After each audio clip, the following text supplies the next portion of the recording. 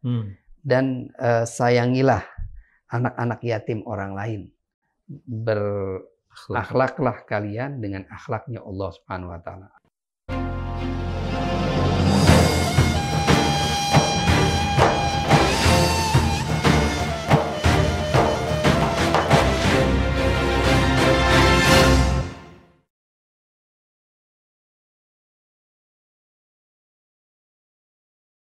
Bismillahirrahmanirrahim. Assalamualaikum warahmatullahi wabarakatuh. Waalaikumsalam. Mukminin, mukminat, dan mustadhafin. Islam dari sejak 1400 tahun lalu telah mengajarkan kepada umatnya tentang toleransi dan kebersamaan. Ketika orang sekarang sibuk berbicara tentang toleransi dan makna kebersamaan, Islam telah memulainya. Pada kesempatan kali ini, Dana Mustadhafin akan mengajak bersama-sama kita berbincang tentang toleransi dan kebersamaan. Ya, telah hadir bersama saya di studio Ustaz Syekh Hamid. Apa kabar Ustaz? Alhamdulillah, baik. Taqabbalallahu amalakum. Taqabbalallahu amalana wa amalakum. Mudah-mudahan amal ibadah kita dan puasa kita diterima Allah Subhanahu wa taala. Amin, amin. Ya, Ustaz, ketika orang-orang berbicara tentang toleransi dan kebersamaan, Islam sudah sejak 1400 tahun mengajarkan apa itu kebersamaan dan toleransi. Nah, itu terwujud khususnya di bulan Ramadan ini. Ya, orang-orang sudah mulai ketika Ramadan buka puasa bersama, duduk. Kemudian ketika ada orang yang tidak berpuasa, dia menghargai orang yang berpuasa. Warung-warung ketika dia buka, dia tutup pakai tabir. Ini artinya menghargai dan toleransi. Ini mungkin antum bisa jelaskan lebih lanjut, Ustaz. Ya, bismillahirrahmanirrahim. Assalamualaikum warahmatullahi wabarakatuh. Assalamualaikum. Alhamdulillah, terima kasih sebelumnya. Memang Islam sangat identik dengan toleransi dan tadi kebersamaan ya. Memang, dan banyak poin-poin dalam syariat Islam mengajarkan kepada kita tentang kebersamaan. Banyak ya poin-poin akhlak itu bicara tentang tentunya hubungan kita dengan manusia. Jadi di dalam Islam ini bukan hanya kita memperhatikan ibadah kita secara hubungan vertikal, tapi juga horizontal. Bukan hanya menekankan ibadah kita kepada Allah semata, tapi juga kita dituntut untuk berbuat baik kepada sesama. Ini poin penting dalam Islam. Bahkan ibadah kita yang begitu baik kepada Allah, ibadah ritual ya, misalnya seperti sholat, zikir kita, tasbih kita kepada Allah yang begitu baik misalnya dan sempurna. Kalau bila hubungan interaksi kita kepada orang lain itu gagal, bermasalah, maka akan menjadi gagal pula hubungan kita dengan Allah Subhanahu wa taala. Begitu banyak poin-poin dalam Islam itu, misalnya bagaimana pentingnya Islam menekankan kita untuk hati-hati dalam berhutang misalnya. Dalam hutang, bahkan ketika Rasulullah Shallallahu alaihi wasallam hendak mensolati jenazah, di beberapa riwayat dijelaskan Rasulullah menanyakan dulu kepada sahabat-sahabatnya, pada keluarganya, apakah orang ini punya hutang, punya tanggungan dengan orang lain. Ketika dikatakan iya ini punya hutang atau punya, Rasulullah tidak langsung mensolati. Rasulullah menanyakan siapa di antara kalian yang mau menyelesaikan hutangnya. Ketika ada yang menjamin, baru Rasulullah mensolati. Dalam artian Rasulullah betul-betul perhatian, mendidik kita untuk menjaga interaksi hubungan kita. Islam juga mengajar kita menghormati tamu, menghormati tetangga, hubungan baik. Itu kan bagian daripada nilai-nilai toleransi. Nah, khususnya di bulan suci Ramadan ini juga sangat kental poin-poin tadi. Ada hadis Rasulullah Shallallahu alaihi wasallam ketika Rasulullah menjelang bulan puasa, Rasulullah berpidato bicara tentang bulan puasa secara umum ya. Di antara poin-poin yang Rasulullah sampaikan adalah berkenaan dengan toleransi dan kebersamaan kita. Rasulullah dalam pidatonya beliau menyampaikan wa tasaddaqu ala fuqaraikum wa masakinikum, dan bersedekahlah kalian kepada orang fakir dan miskin di antara kalian. Ini juga bagian Rasulullah mengajarkan kita agar kita memperhatikan nasib orang lain. Selain itu, nanti saya akan lanjutkan. Selain itu, puasa itu sendiri juga sebenarnya kan di antara hikmahnya agar kita bisa merasakan penderitaan orang lain. Kita menahan diri kita untuk tidak makan, tidak minum, tidak melakukan hal-hal yang membatalkan puasa. Yang di bulan lain, di waktu lain, itu kita diperbolehkan. Tapi di bulan puasa kita dicegah. Dalam rangka apa? Di antaranya adalah untuk agar kita bisa merasakan penderitaan yang dialami oleh orang lain. Ternyata banyak di luar sana orang-orang yang masih dalam keadaan kelaparan. Khususnya sekarang di Palestina. Betul. Ya, rakyat Palestina dalam keadaan lapar. Betul. Bukan karena lapar berpuasa saja, tapi mereka juga tidak mendapatkan bahan makanan dan minuman. Blokade, diboikot, ya.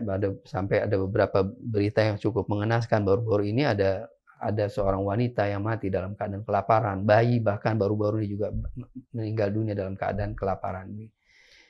Nah, ini semua diantaranya kita bisa paling tidaklah kalau khusus untuk orang-orang Palestina ya kita tentunya kita mendoakan mereka dan kita apa yang bisa kita bantu. Tapi selain itu di antara hikmah puasa ini adalah kita merasakan penderitaan mereka. Kita bisa, padahal juga puasa yang kita lakukan juga meskipun terbatas ya, tapi paling tidak sedikit banyak kita bisa merasakan bagaimana rasanya kelaparan. Nah, sedekah tadi saya lanjutkan bahwa di hadis Rasulullah tadi Rasulullah menganjurkan kita untuk sedekah. Ini poin-poin di mana nilai-nilai toleransi dan kebersamaan yang ada di dalam bulan suci Ramadan yang dianjurkan oleh Rasulullah. Kemudian Rasulullah melanjutkan wawakkiru kibarakum, dan hormatilah yang besar, yang lebih tua di antara kalian. Ini juga bagaimana kita menghormati orang tua, atau ini tidak dikhususkan orang tua, siapa saja yang usianya lebih tinggi. Bahkan di pelajaran akhlak itu, pelajaran detail bagaimana tentang akhlak adab. Kita bahkan diajarkan ini pelajaran adab yang boleh saya katakan yang adab yang tinggi. Bahkan kita dalam berjalan pun kita tidak boleh mendahului orang yang lebih tua di antara kita.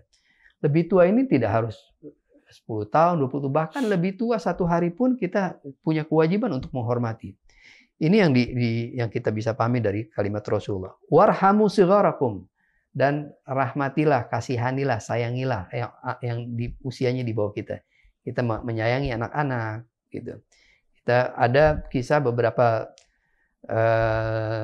sahabat mulia bagaimana ketika beliau datang ke satu tempat itu anak-anak kecil datang, padahal sahabat ini dikenal sebagai pendekar, orang yang ditakuti oleh musuh. Tapi ketika berinteraksi dengan anak-anak dia interaksi dengan lemah lembut sehingga anak-anak tidak merasakan takut sama sekali. Dan ada hadis juga kita dianjurkan ketika kita berbicara dengan anak, ada kalimat kalimun nasi ala qadri ukulihim. Bicaralah dengan orang lain sesuai dengan kadar kemampuan dia. Ini yang kita bisa pahami juga didukung oleh hadis lain bahwa ketika kita bicara berinteraksi dengan anak-anak pun ya kita bicara seperti anak-anak, kita bercanda, kita bergurau. Ini bagian dari warhamu shigharakum.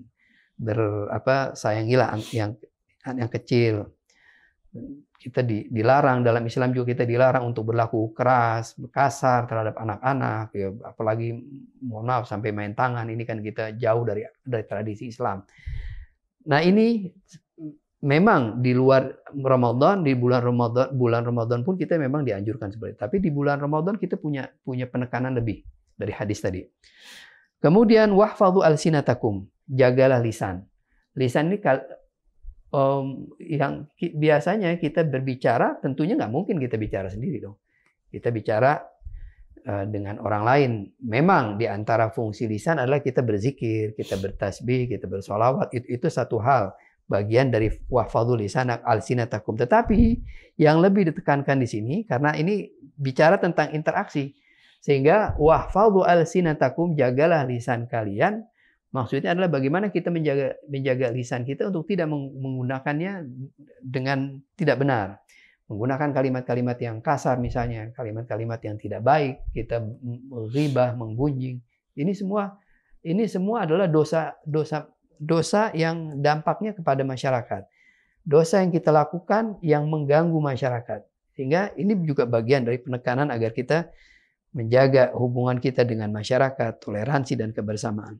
Kemudian lanjutannya lagi, wa ghaddu amma la yahillu an-nazar ilaihi absarukum, dan tundukkanlah pandanganmu untuk melihat sesuatu yang tidak dibenarkan secara agama untuk dilihat. Ini juga bagian dari bagaimana kita menjaga kebersamaan, tidak menundukkan pandangan bukan hanya laki-laki melihat wanita yang bukan muhrim atau perempuan melihat laki-laki yang bukan muhrim, bukan hanya itu saja, tapi mencari tahu tentang orang lain, kemudian melihat apa yang ada di rumah orang, misalnya, kemudian menyelidiki. Ini yang saya pahami paling tidak dari hadis ini, itu pun kita juga dilarang. Ini juga bagian dari untuk menjaga tadi kebersamaan dan toleransi. Kemudian dan juga menjaga pendengaran dari hal-hal yang tidak diperbolehkan untuk mendengar. Mendengarkan ada musik-musik, tentunya musik-musik yang diharamkan oleh syariat ada, udah jelas itu ya, baik ketukan musiknya, liriknya ataupun suaranya. Ketika suara wanita yang bukan muhrim, maka itu kan kita dilarang tentunya untuk mendengarkan, kecuali dengan misalnya dilakukan secara bersamaan kur. Ya, tapi itu urusan fikih lah, saya tidak masuk dalam ranah fikih. Mendengar yang tidak diperbolehkan juga, misalnya mendengar ghibah tadi. Mendengar karena ada kalimat bahwa yang mendengar sama dengan as-sami' kal qari'. Yang mendengar sama juga dengan orang yang membicarakan.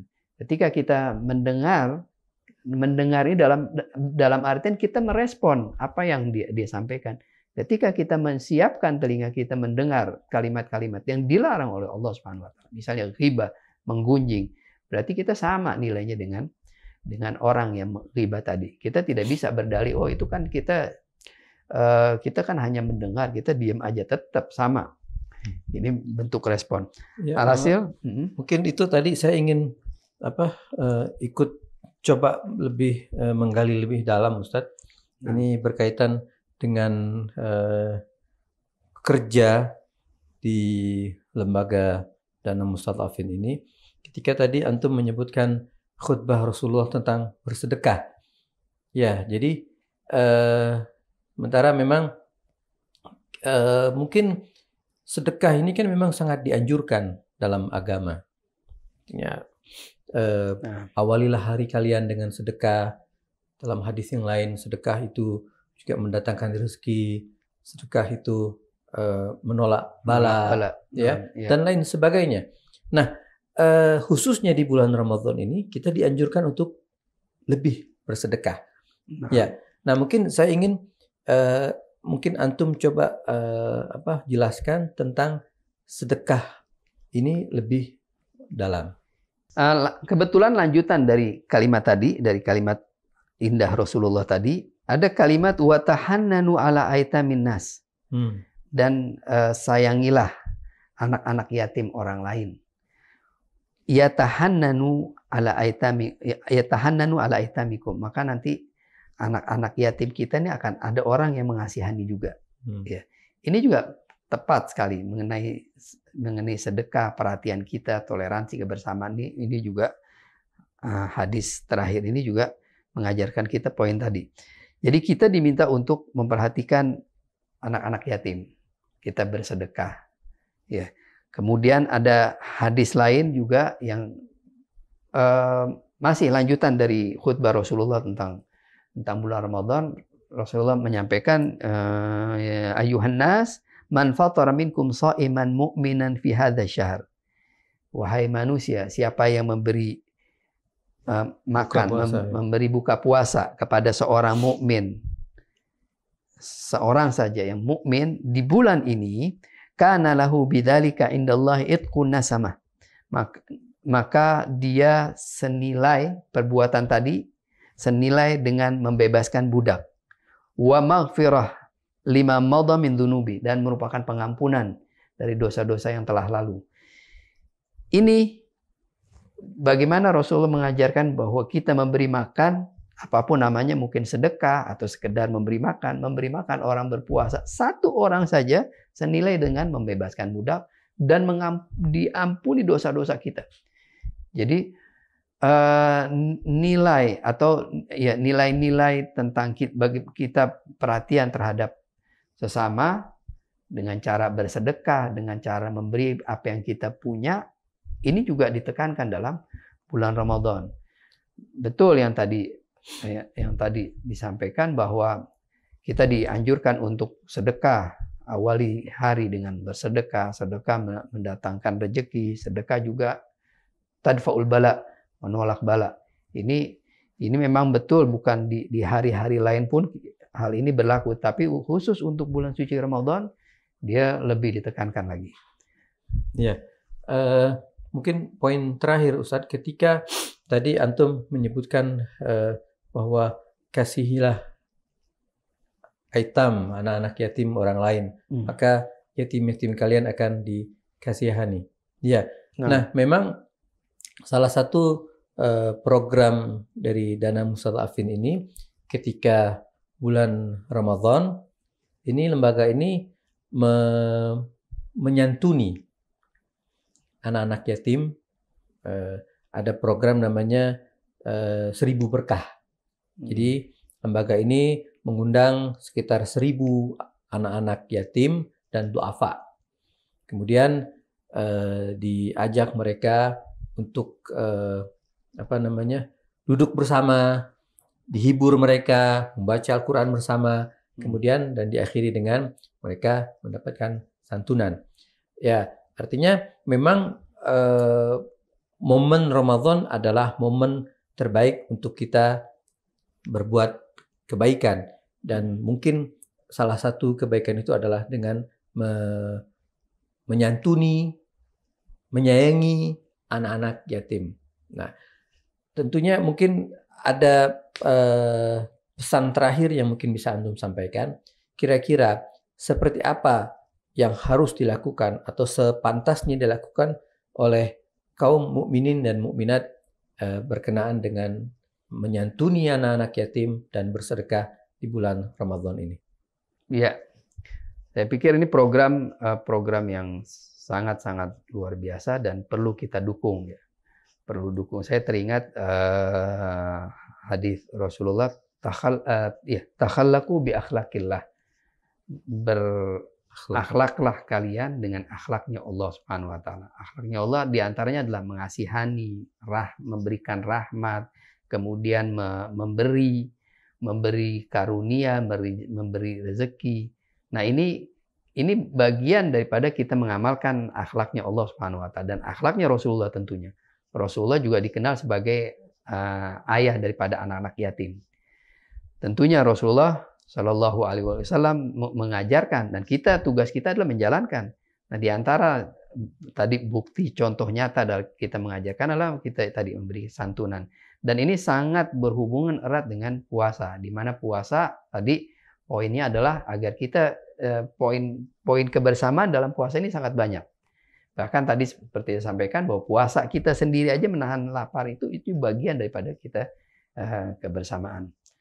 Saya pikir ini perlu ditauladani oleh lembaga-lembaga lain, kalaupun ada, atau minimal ya kita masing-masing dari kita gitu. Intinya paling tidak kita berusaha untuk mensupport program-program baik semacam ini. Kita mungkin bisa jadi kita tidak mampu. Kita punya kelebihan harta, kita ingin menyumbang, kita mungkin tidak mampu atau tidak tahu mengalokasikan di mana yang lebih tepat. Nah, mungkin dengan lembaga-lembaga ini pastinya yang lembaga ini lebih paham di mana yang harus diberikan. Mungkin support kita dalam bentuk seperti itu mungkin, ya. Ya. Terima kasih Ustaz Syekh atas waktunya. Mudah-mudahan perbincangan kita kali ini bisa memberikan semangat untuk kaum muslimin, muslimat di Indonesia untuk saling bersilaturahmi dalam bentuk toleransi dan kebersamaan. Ya, mukminin, mukminat, Dana Mustadhafin, Tadi kita sudah sama-sama mendengar uraian dari Ustadz Syekh Al-Hamid bahwa ketika Ramadan masuk, ketika bulan mulia ini datang menghampiri kita, maka peluklah bulan ini. Peluklah dengan menghargai, memeluk anak-anak yatim. Peluklah bulan ini dengan memberikan apa yang kita miliki. Kita tidak hanya memiliki harta, tapi kita juga memiliki toleransi dan kebersamaan. Wassalamualaikum warahmatullahi wabarakatuh. Assalamualaikum warahmatullahi wabarakatuh.